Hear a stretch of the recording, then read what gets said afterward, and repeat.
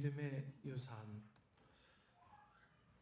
한 동화에 나오는 이야기입니다.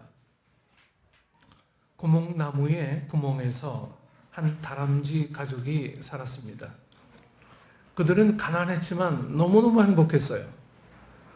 어느 날 남편 다람쥐가 온 가족을 모아놓고 말합니다. 여보, 숲속의 다른 동물에 비해 우리는 너무 못 살지. 이제 우리 이 가족의 행복을 위해 내가 열심히 일할게. 그 뒤에 아빠 다람쥐는 아주 열심히 일했습니다. 해가 뜨기도 전에 이제 숲으로 달려가서 이 과일과 열매를 모았고 도토리를 모아왔습니다. 그리고 밤늦게 지친 몸으로 이 아빠 다람쥐는 귀가합니다. 곧 그 다람쥐 가정은 숲에서 가장 잘 사는 가정이 되었습니다. 집도 아주 좋은 집으로 옮겼고요. 그런데 문제가 생겼습니다. 이 가정에 남편과 아빠가 없어진 거예요. 이 가장이 없어졌어요. 어느 날 거의 새벽녘에 남편 다람쥐가 귀가하자 아내 다람쥐가 하소연합니다. 여보, 나 너무 외롭습니다. 나만 외로운 게 아니고 애들도 너무 외롭습니다. 당신은 정말 우리를 사랑합니까? 당신의 사랑을 이제는 느낄 수가 없어요. 너무 멀리 오래 떨어져 있어서. 그때 남편 다람쥐가 아주 불같이 막 화를 내죠. 여보, 무슨 소리야? 내가 당신과 아이들을 사랑하지 않다니. 내가 누구 때문에 이 고생을 하는데 다 당신과 당신 아이들을 위해서 이렇게 내가 죽을 고생을 하지 않느냐. 그 소리를 듣고 이제 부부가 투닥거리는 소리를 듣고 아기 다람쥐들이 잠에서 이제 깨어났습니다. 오랜만에 아빠 얼굴을 보고 제일 큰 아이가 이 동생들에게 말했습니다. 얘들아, 잘 봐. 저분이 우리 아빠야. 저분은 굉장히 열심히 일해. 우리가 가진 것은 다 저분이 다 사주신 거야. 그 얘기를 듣고 막내 다람쥐가 말을 합니다. 형, 그럼 우리 저분에게 우리 아빠를 사달라고 하자.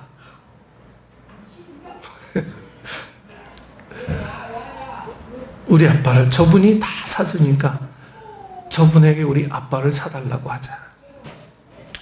여러분, 이 가정에서 부모가 어떻게 역할을 하는지에 따라서 우리 자녀의 모습이 만들어질 수 있는지를 담고 있는 그런 이 동화의 이야기일 것입니다. 이것은 비단 동화의 이야기로 끝나는 게 아니고 우리 가정의 이야기일 수가 있어요. 성경 역시 여러 곳에서 부모가 자녀에게 어떻게 역할을 해야 하는지에 대해서 이 성경은 계속해서 우리에게 지금 가르치고 있죠. 이 아버지의 본분, 어머니의 본분, 자녀의 본분, 성경은 계속해서 우리에게 지금 이야기하고 있어요.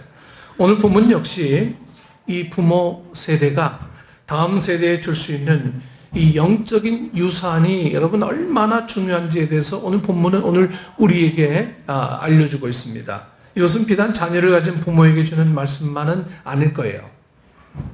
다음 세대를 기르는 것은 이 가정의 일만이 아닌 교회 공동체의 어떤 공동 임무이기도 합니다. 얼마 전 통계에 한국 교회에 교회 학교가 없어진 이 퍼센티지를 이렇게 보니까 전국에 교회 학교가 없어진 퍼센티지가 작년보다 한 20%가 늘었다고 그래요. 이 말은 물론 아이를 안 낳기도 하지만 이 아이들이 나오는 아이들조차도 이제는 교회를 다 떠나고 있다. 이런 통계도 되죠. 그러니까 교회의 역할이 사회에 이 영향을 많이 주지 못하고 부정적인 영향을 주는 결과에 의해서 아이들이 교회에 나오는 거는 부모들의 영향이 크잖아요. 그래서 부모들이 아이들에게 교회를 막는 이런 일들이 굉장히 비일비재하게 많이 일어나고 있다고 하는 거죠. 그래서 이 교회의 역할은, 이 가정의 역할과 교회의 역할은 공히 다음 세대를 정말 어떻게 온전하게 길러내느냐 하는 것은 오늘 우리에게 주어진 하나님의 어떤 숙제 같은 부분입니다. 오늘 우리가 예수 믿는 것은 우리 부모 때에도 분명히 희생의 기도가 있었고 헌신의 삶이 있었다라고 하는 것을 우리는 부정할 수가 없습니다. 우리도 이 물려받은 이 믿음의 유산들을 우리 후손들에게 물려줘야 될 책임들이 오늘 우리에게 있다라고 하는 거죠. 여러분, 이것을 공적으로 느끼지 못하면 항상 내 믿음만, 나만 잘 돼야 된다, 이런 생각으로 이 공동체적인 믿음을 우리는 소유할 수가 없게 되는 거죠. 그래서 믿음은 항상 공동체성이어야 합니다. 믿음이 개별화되면 믿음은 그때부터 타락하게 돼 있어요. 그래서 믿음은 항상 공동체성에서 성장하고 공동체성에서 그 생명은 유지가 된다라고 하는 거예요. 그래서 하나님이 이 땅에 가정을 세우시고 그리고 더 확대된 가정인 교회를 허락해 주신 거죠.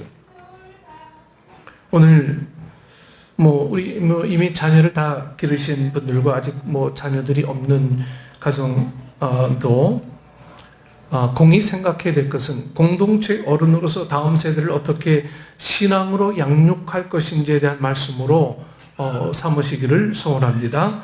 오늘 디모데 후서는 바울의 이 서신 중에서도 가장 늦게 쓰여진 서신입니다. 바울이 두 번째로 툭 떼고 또 연로한 나이에 자신의 제자이자 동력자와 같은 이 디모데에게 쓴 편지글이죠. 바울이 자기에게 이제 죽음이 이제 임박했음을 바울은 알았어요. 네. 연로했으니까 이제 곧 죽겠구나. 자기 스스로 알게 됐죠. 그리고 디모데에게 그리고 교회에게 거의 유언처럼 남긴 서신이 오늘 바로 이 디모데 후서라고 볼 수가 있습니다. 바울은 디모데와 아주 각별한 사이였죠. 네. 사도행전 16장에 그가 어떻게 바울과 관계 맺게 되었는지를 우리에게 아주 소상하게 알려줍니다. 바울이 처음 그의 동력자였던 바나바와 이제 의견을 달리합니다. 싸워가지고요, 우리 헤어지게 되죠. 바울이 바나바와.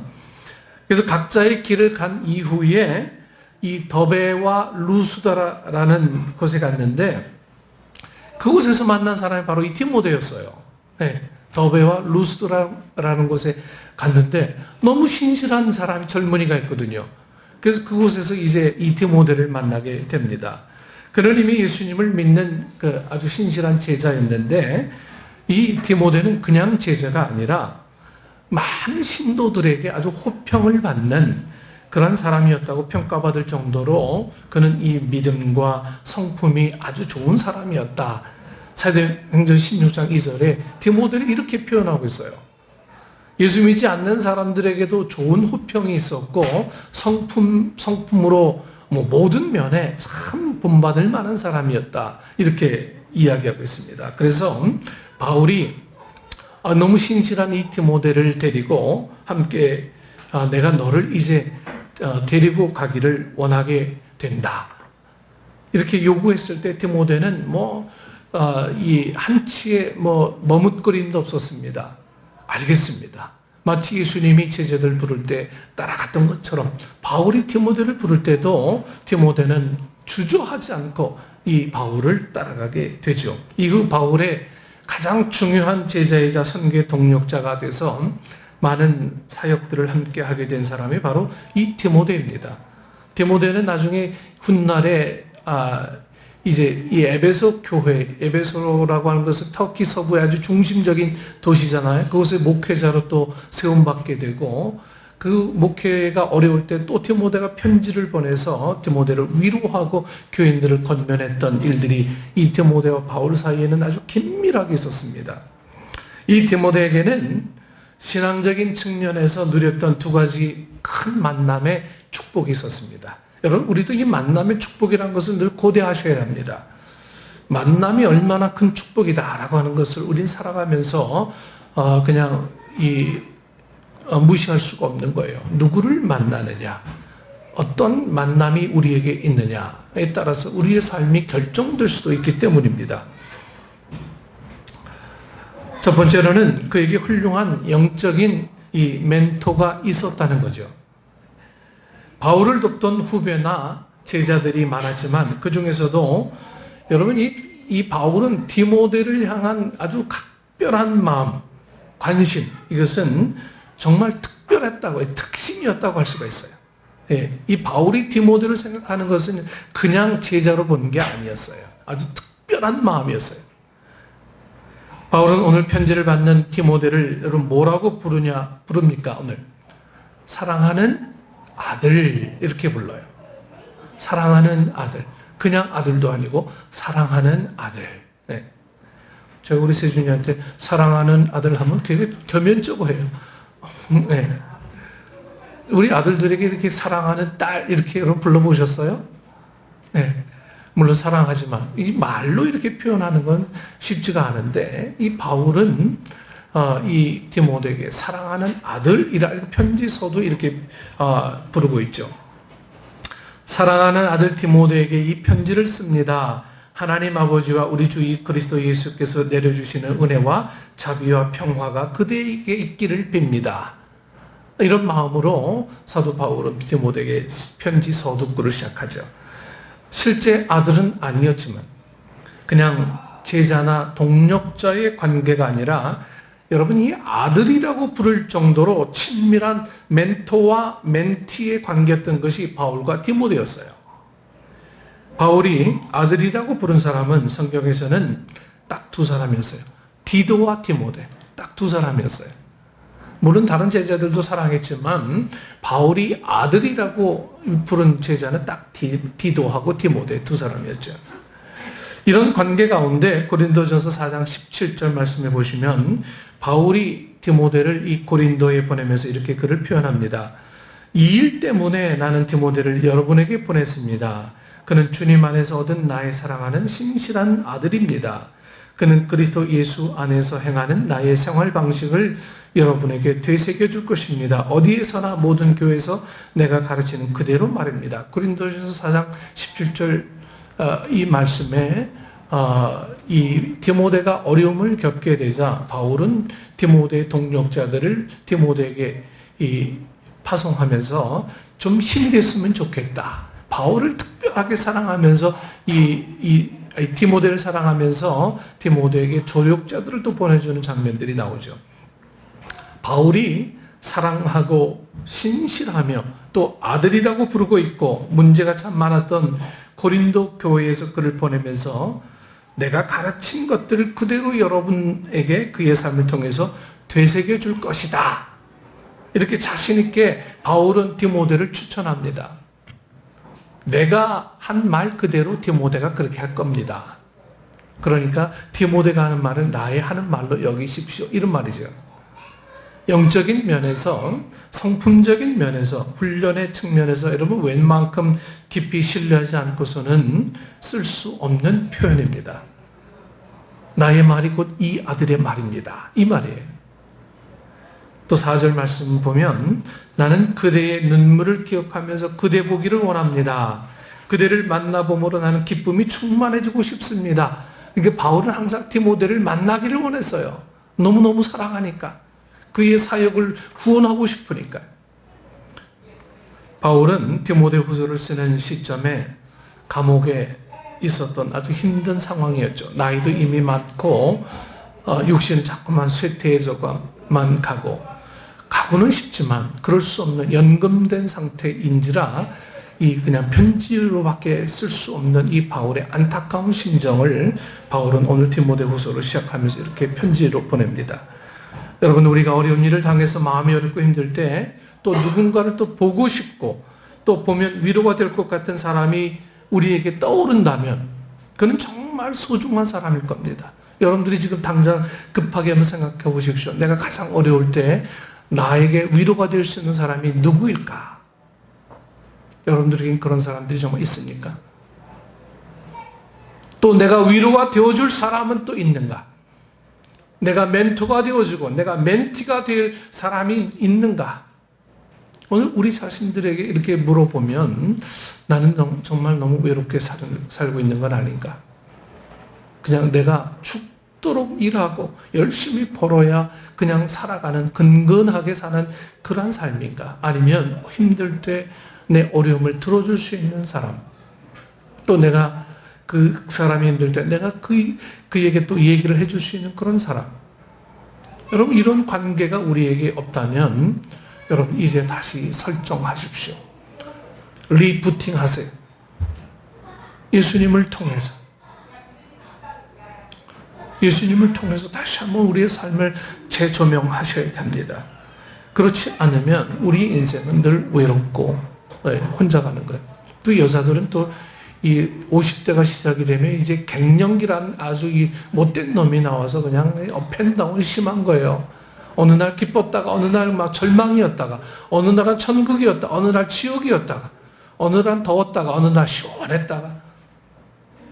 그래서 요즘 이 침대도 온도가 다른 온수 매트 막 쓰는 것 같아요.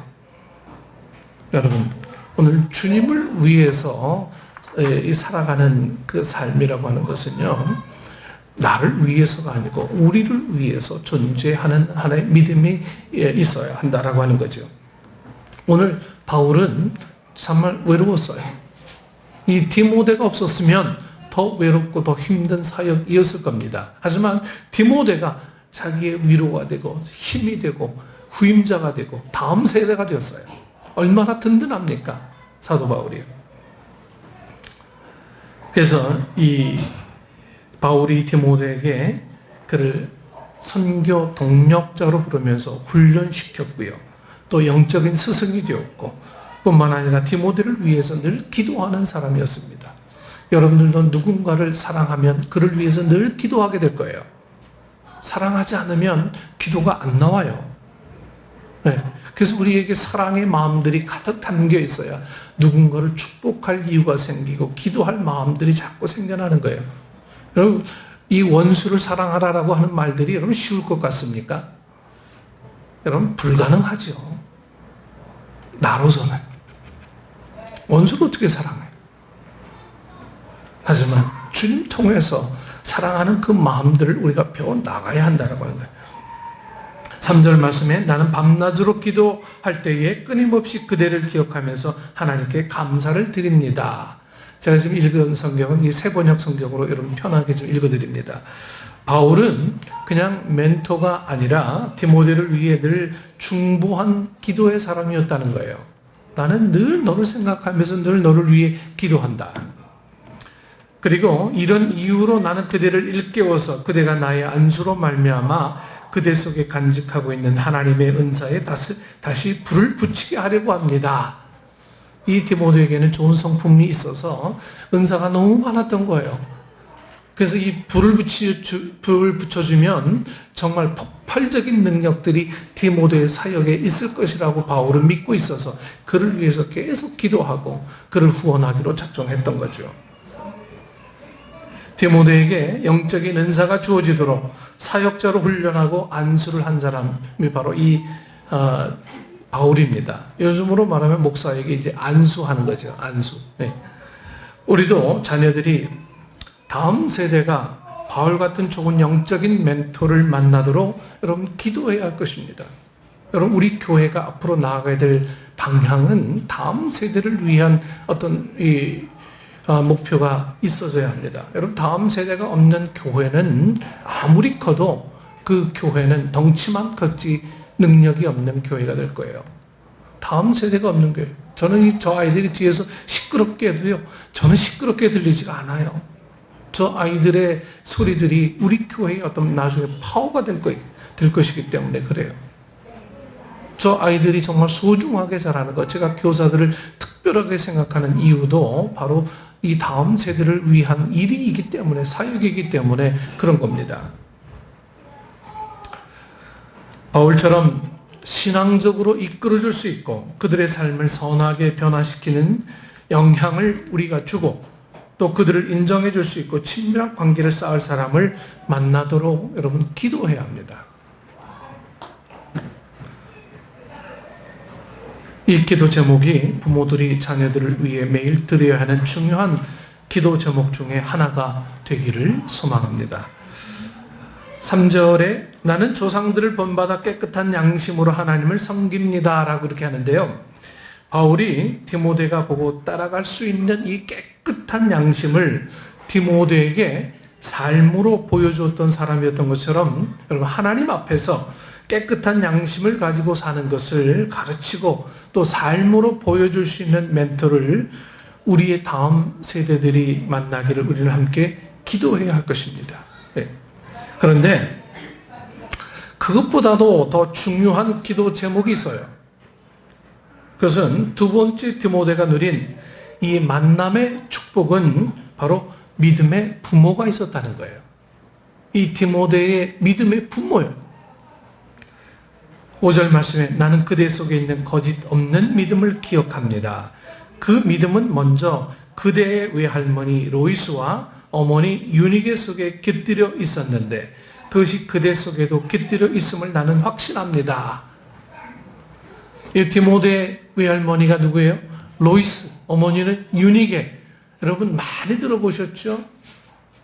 이 훌륭한 어머니와 외할머니의 믿음을 이어받은 이 디모데를 바울은 이미 당신 안에는 그의 믿음의 유산들이 이미 내재되어 있음을 나는 알고 있습니다. 그러니 나는 단지 그냥 마중물에 불과합니다. 네, 이거예요. 불쏘시기에 불과합니다. 당신은 엄청난 파워가 있습니다. 나를 통해서 그 불이 붙여지면 엄청난 능력이 임할 것을 믿습니다. 사도 바울의 고백은 바로 나는 불쏘시기입니다. 이거예요. 디모데에게는 바울 외에 영적인 멘토가 있었는데 그것이 그의 어머니와 외할머니였어요. 영적인 멘토는 누구보다 먼저 여러분 부모가 되어야 된다고 저는 믿습니다.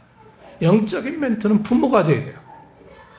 나를 우리 자녀 좀 알아서 좀 신앙 성장 시켜 주십시오. 여러분 죄송하지만 천만의 말씀이에요. 부모도 못하는 일을 목사가 해요? 안 돼요, 안 돼요. 교사들이 합니까? 안 돼요.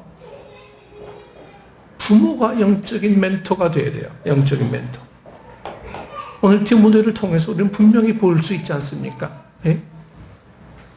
사도행전 16장 1절에 따르면 디모데의 어머니는 유대인이었어요.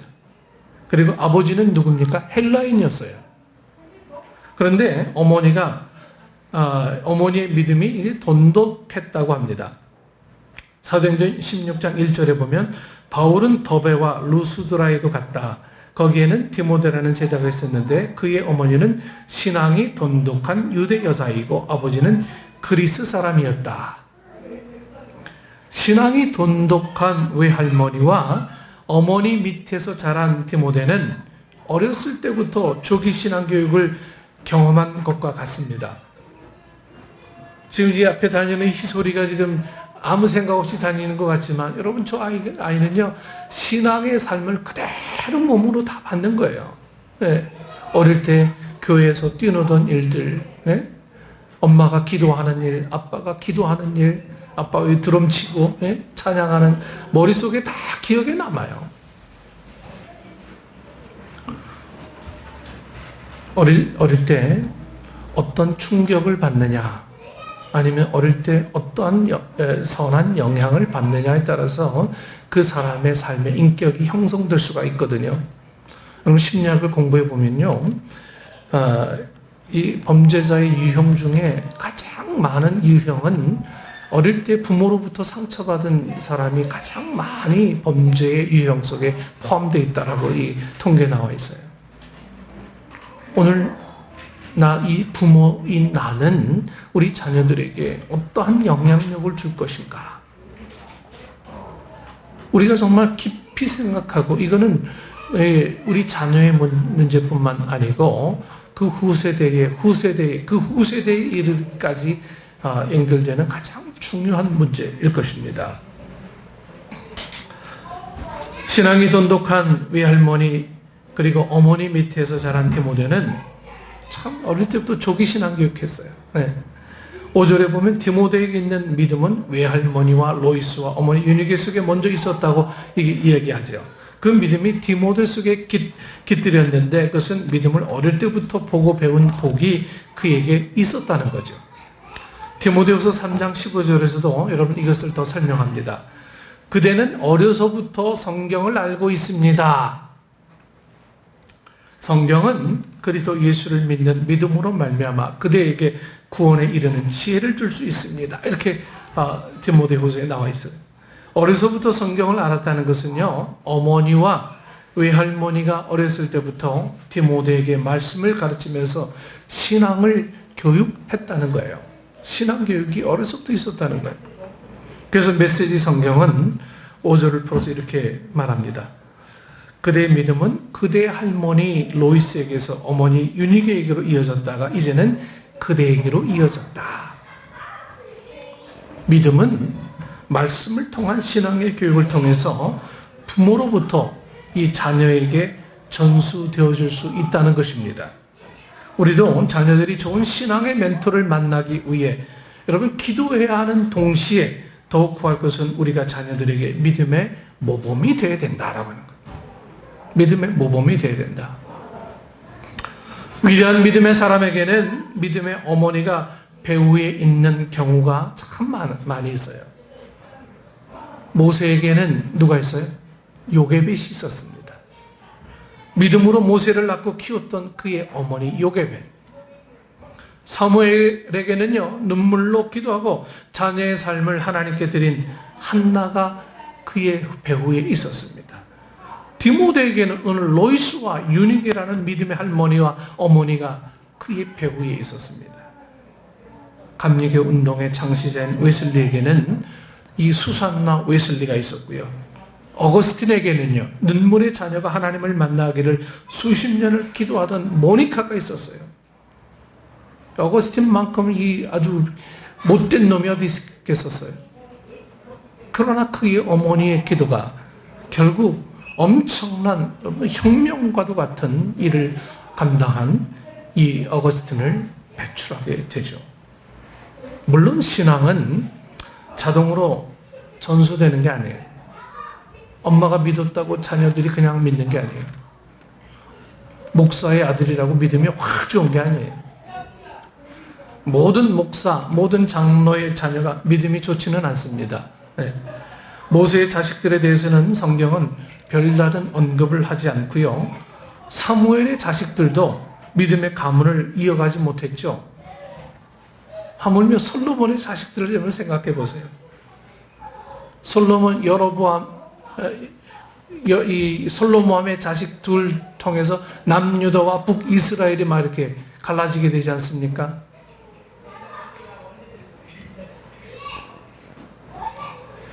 에스겔은 의인의 자녀가 악인이 될 수가 있고 악인의 자녀가 의인이 될 수가 있다고 에스겔 18장에서 이렇게 이야기합니다. 믿음은 부모에게서 여러분 자동으로 내려오는 것은 아니고 하나님과의 1:1 관계에서 근거하는 것입니다. 의로움은 부모가 아닌 오직 하나님만이 주실 수가 있는 거예요. 우리 부모들은 아까 이 바울이 디모데에게 불쏘시개가 된 것처럼 우리도 자녀에게 그러한 역할이 돼야 되는 거예요. 그런 역할이. 그렇다면 불쏘시개가 되려면 내가 항상 타 있어야 되잖아요. 붙어 있어야 되잖아요. 불이 붙어 있어야 되잖아요. 내가 불이 붙어 있지 않으면, 항상 내가 타 있는 상태로 돼 있지 않으면 불쏘시개 역할이 됩니까? 안 되죠. 난 항상 냉랭하고 너는 잘 되라. 너는 잘 되라. 여러분, 이것은 참 이 어불성설입니다. 항상 믿음은 나로부터 시작하는 거예요. 나로부터. 그러나 그 믿음의 부모의 모범을 보고 자란 것과 아닌 것은 또 출발점에서 아주 큰 차이가 있을 수 있어요. 제가 군에서 이 전도를 해보니까요, 새벽에 이제 칡차를 끓여가지고 이 보초 서는 이 보초병들에게 따뜻한 칡차를 그 추운 겨울에 이 한 잔씩 나눠주다 보면요, 어릴 때 교회 다니는 아이들은요 너무너무 감사해요. 너무너무 감사하고, 내가 군종면이었으니까요, 하나님을 스스로 이야기해요. 내가 어릴 때 교회 나갔다. 근데 지금은 내가 이렇게 타락해서 교회 안 나가는데 나중에 제대하고 꼭 나가겠습니다. 아니, 제대하고 나가지 말고 지금 나와. 그런 제가 이 군에서 전도한 아이들이 제 평생에 전도한 사람보다 훨씬 더 많을 것 같아요. 어릴 때 예수 믿던 사람들은요, 우리가 접근하고 전도하면요, 돌아올 확률들이 굉장히 많아요. 그 마음에 이미 복음의 씨앗이 숨어 있기 때문에 그런 거죠. 우리 그걸 보게 해주면 되는 거예요. 믿음이란 유산을 물려받는 것은요, 믿음이란 이 유산을 물려받는 것은 그들의 영적인 생명을 결정지을 수 있는 아주 큰 축복이기 때문입니다. 그래서 신명기 6장 7절 말씀은 하나님의 말씀을 자녀에게 부지런히 가르치며 집에 앉아 있을 때나 길을 갈 때나 누워 있을 때나 일어나 있을 때나 언제든지 가르치십시오 라고 말합니다. 제가 이스라엘 갔을 때 참 아주 너무너무 흐뭇한 장면들을 많이 봤어요. 그들은 집을 나설 때마다 그 집 앞에 이 말씀 구절 통이 있어요. 거기다 항상 키스하고 나가요. 또 들어올 때 거기다 또 키스하고 들어오고요. 네. 그 말씀을 읽고 그 말씀을 항상 머릿속에 기억하고자 하는 그들의 삶. 여러분, 얼마나 제게 신선한 충격이었는지 모릅니다. 그들은 말씀을 가둬놨지만 오늘 우리는 말씀을 열어야 돼. 열려있는 말씀은 피기만 하면 볼 수 있는 이 말씀들을 우리가 도외시하고서는 우리는 우리 자녀들에게 아무런 이 요구를 할 수 없을지도 모릅니다. 자녀에게 말씀을 부지런히 가르치라는 하나님의 요구는 이 오늘을 살아가는 우리에게도 여전히 유효한 줄 믿습니다. 그러지 않는다면 여러분, 사사기 2장에서 나오는 말처럼 우리의 다음 세대는 다음 세대가 아닌 다른 세대가 되어버릴지도 모릅니다. 이미 그런 현상들이 많아요. 다음 세대가 완전히 다른 세대예요. 여러분, 그런 거 많이 느끼십니까? 이미 우리와 다른 세대가 되어버리고 우리가 이해하지 못하는 그런 세대가 되어버릴지도 모릅니다. 다음 세대라는 것은 믿음의 유산이 물려받은 그 세대를 다음 세대라고 하죠. 한 사람 기도하는 부모, 말씀을 가르치는 부모를 통해서 하나님께서 한 가정과 집안을 변화시키는 놀라운 일을 이루시는 줄 믿으시고 그것을 경험하는 삶을 누리시기를 소망합니다.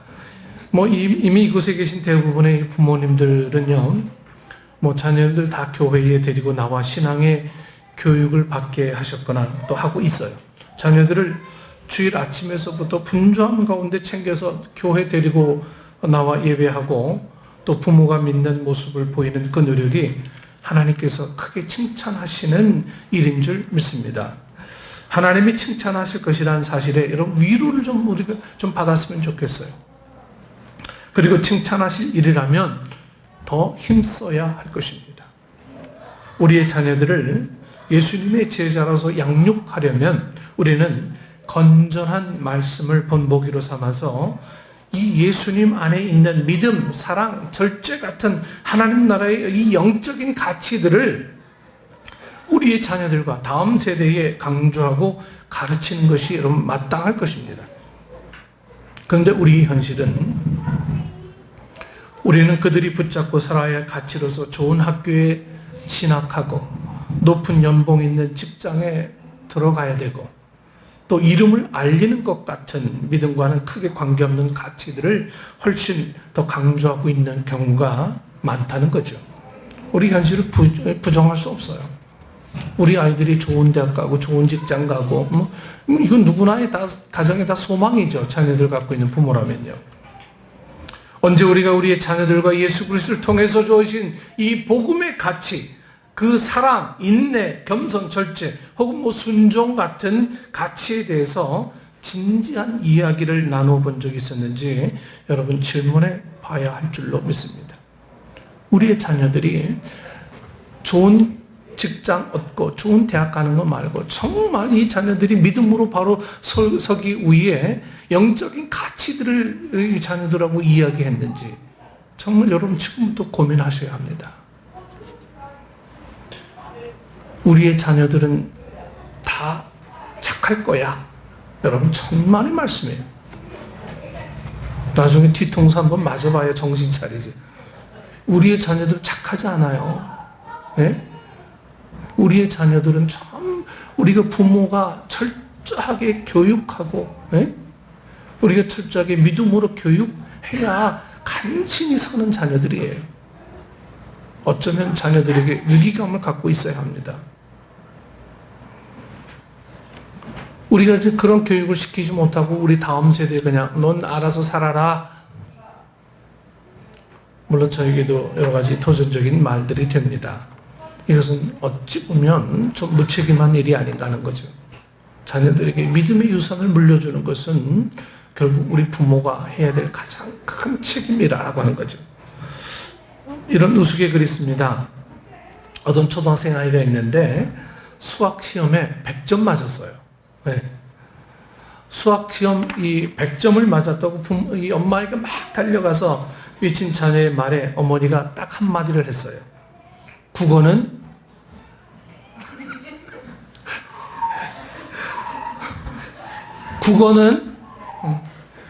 더 심한 엄마는 과학은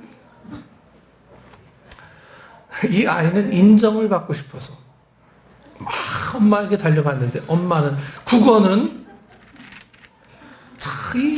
이 어린 자녀가 이 마음에 얼마나 큰 상처를 받았을까요? 예? 얼마나 큰 실망이 있었을까요? 우리가 자녀들과 해야 할 대화는 내가 좋은 대학, 좋은 직장 가는 것 이상으로 좋은 대학 가는 것 이상으로 정직하고 스승과 친구들 앞에 겸손한 모습으로 사는 것이 훨씬 더 자랑스럽게 느껴지는구나. 주님이 참 너를 기뻐하실 것 같구나. 뭐 이런 대화가 있어야 되는 거 아니에요. 출세, 돈, 성공, 인류대학, 인류직장만을 가르치는 소위 세속적인 가치가 아닌 하나님 나라의 가치를 가르쳐야 할 거예요. 역사를 보면 이 부도덕한 엘리트는 도덕적인 일반인보다 훨씬 더 위험한 존재임을 알 수가 있어요. 잘못된 가치를 목표로 삼지 않고 하나님 나라의 가치를 배우도록 우리가 애써야 할 것입니다. 두 번째로 할 질문은 하나님 나라의 믿음을 보여주고 있는가입니다. 맡겨주신 아이들이 정말 믿음을 갖고 자라도록 우리가 믿음의 모범을 보이고 있는가로 이렇게 바꿔 말할 수 있겠습니다. 자녀들은 부모 앞에서 배우지 않고 부모의 뒷모습을 보고 배운다라는 말이 있어요. 부모가 기도하면 자녀도 기도할 것입니다. 부모가 큐티하면 자녀도 큐티합니다. 부모가 정직하면 자녀도 정직할 것입니다. 부모가 자주 다투면 자녀도 그럴 가능성이 많아요. 부모가 사랑하는 모범을 보이면 자녀도 그렇게 사는 것이 당연하다고 배울 겁니다. 삶으로 가르치는 것만 남는다라는 말처럼 여러분 우리 신앙 교육의 효과는 잔소리에 있는 것이 아니라 부모된 우리가 어른된 우리가 어떻게 사느냐를 보이는 것이 참 중요할 것입니다. 우리가 성경을 보고 우리가 기도하면 우리의 자녀들도 그렇게 될 줄 믿습니다. 우리가 바르고 경건한 신앙의 모습을 보인다면 자녀들도 거기에서 배우게 될 것이라고 믿습니다. 세 번째로 하나님 나라의 보배로 여기는가입니다. 자녀가 어쩌다 나에게 맡겨진 존재 혹은 나의 소유가 아니라 하나님 나라에 속한 존재이고 하나님이 존귀하게 여기시는 존재라고 인식하는 것이 우리의 출발이 될 것입니다. 오늘 아침에 우리 민준이가 들어오면서 귀걸이를 하고 왔어요. 초등학교 강년짜리가. 그래서 아마 이 얼굴에 써 있어. 우리 교회 식구들은 이 귀걸이한 나를 어떻게 이야기할까? 그래서 제가 뭐라 했는지 아세요? 우와 멋있네. 잘했어. 그랬더니 이 아이가 얼굴이 달라져가지고요. 네? 이 얼굴이 달라져가지고 그냥 이 깊은 한숨을 푹 안심하는 느낌이 드는 아이의 모습을 봤어요. 이미 했는 거 어떡해. 네. 여러분 존귀하게 여기는 이게 중요해요. 그 아이의 속에 있는 하나님께서 다스리시는 그 마음이 중요한 거죠. 여러분 어린이라는 이 단어는 소파 방정환 선생이 1920년 개벽지에 처음 사용했다고 합니다. 이 어린 아동을 하나의 인격체로 보아야 한다는 취지에서 젊은이, 늙은이 같은 단어처럼 어린이라는 단어를 사용했다고 하죠. 그 전에는 어린이의 일반 호칭이 여러분 뭐였는지 아십니까? 어린이라는 말이 존재하기 전에 어린이에 대한 호칭이 여러분 뭔지 아셨어요? 몰라요? 이놈아, 아새끼 이랬대요. 정말 우리 그랬어요. 이 어린이란 말이 없었으니까 어린이란 말을 쓰기 전에 이름을 부르거나 아니면 뭐 이놈아, 뭐 북한에서는 아새끼 이러잖아요. 이게 나쁜 말이 아니에요. 그런데 예수님은 2000년 전에 이렇게 말씀하셨습니다. 또 누구든지 내 이름으로 이런 어린이 하나를 영접하면 누구를 영접하는 것이다? 나를 영접하는 것이다. 어린 아이의 가치를 인정하는 것이 바로 이 어린 아이를 지으신 주님을 영접함이라고 가르치신 것입니다. 때로는 아이들이 여러분 우리의 속을 상하게 할 때가 있고 과연 내가 이 자녀들 잘 양육하고 있는가라고 자문하며 또 속상해할 때가 있어요. 하지만 우리가 이 세 가지 원칙을 지키려 애쓴다면 하나님께서 저희를 이끌어 주실 것이라 저는 그렇게 믿고 있습니다. 마지막으로 내가 자녀를 하나님께 맡기고 있는가입니다. 아직도 여전히 내 자녀, 아직도 하나님께 맡기고 있지 않는가? 어떻게 이 막중한 책임을 우리가 감당할 수 있단 말입니까? 어찌 보면 우리 자녀만큼 제일 어려운 존재가 없어요. 자녀가 제일 쉬우면서도 제일 어려워요. 우리의 노력으로 안 되는 거예요. 그래서 어른들이 우리 자녀들을 도무지 이겨먹을 수 없다고 그러잖아요. 이게 맞는 말인 것 같아요. 여러분, 이 자녀들 이기는 부모 있어요? 지금 이기는 것 같지만 다 져줘요. 네, 그렇게 평안하니까. 우리가 할 일은 자녀에게 하나님의 말씀을 가르치고 믿음의 본을 보이고 그들을 위해 기도하라는 하나님의 명령에 순종하는 것뿐입니다. 그 순종 다음에 오는 나머지는 여러분 하나님의 영역인 것을 우리가 인정해야 될 줄로 믿습니다. 시편 기자는 유명한 시편 127편에서 너무너무 귀한 말씀을 했어요. 주님께서 집을 세우지 아니하시면 집을 세우는 사람의 수고가 헛되며 주님께서 성을 지키지 아니하시면 파수꾼에 깨어있음이 헛된 일입니다.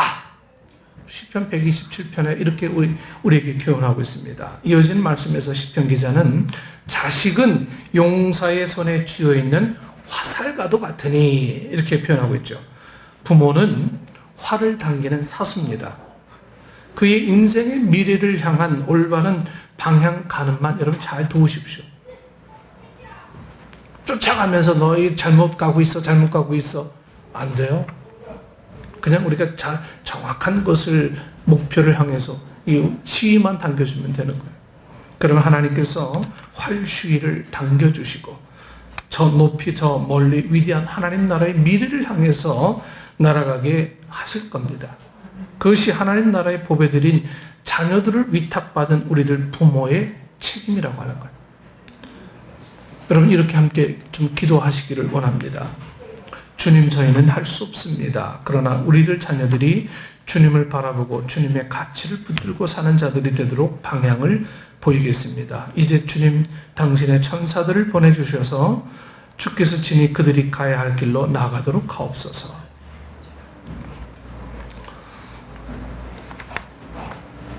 이 설교를 준비하면서 저도 이제 한 달 남짓 후면 이제 우리 둘째 아들이 결혼합니다. 결혼하면서 좀 나를 굉장히 많이 뒤돌아봤어요. 뒤돌아보면서 정말 하나님의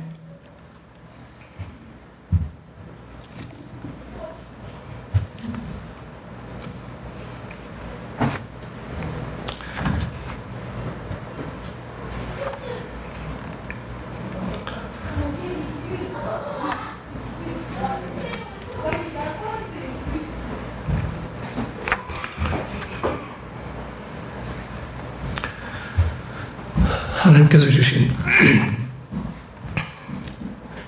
귀한 어떠한 능력으로 키웠는지,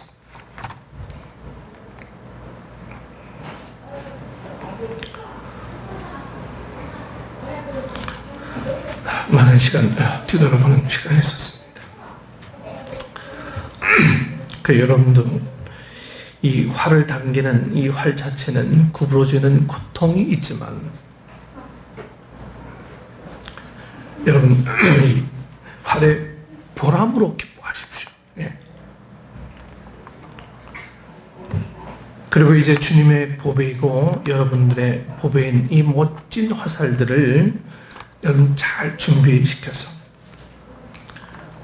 때가 찬 어느 날 주님이 원하시는 방향으로 잘 날아갈 수 있도록 축복하며 떠나 보내시기를 소망합니다. 이것이 저와 여러분들의 소망이 됐으면 좋겠어요.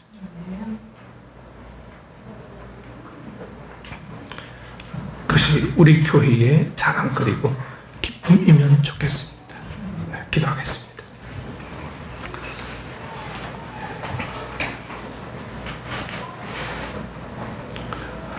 살아 역사하시는 아버지,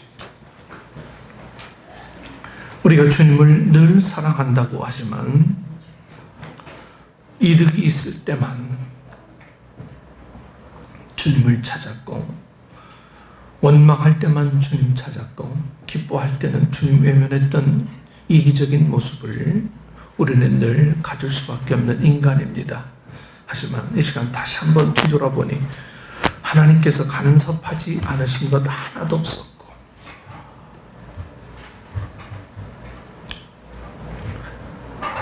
하나님께서 능력 주신 것, 그것으로 살아왔음을 고백할 수밖에 없는 게 우리 인생임에, 다시 한번 주의 말씀으로 우리의 자녀들을 양육하고 내가 먼저 하나님 앞에 온전히 서가기 위해 우리의 삶을 부단히 내려놓고 주님 앞에 순종의 삶을 살아가는 축복의 우리 식구들 될 수 있도록 인도해 주옵소서.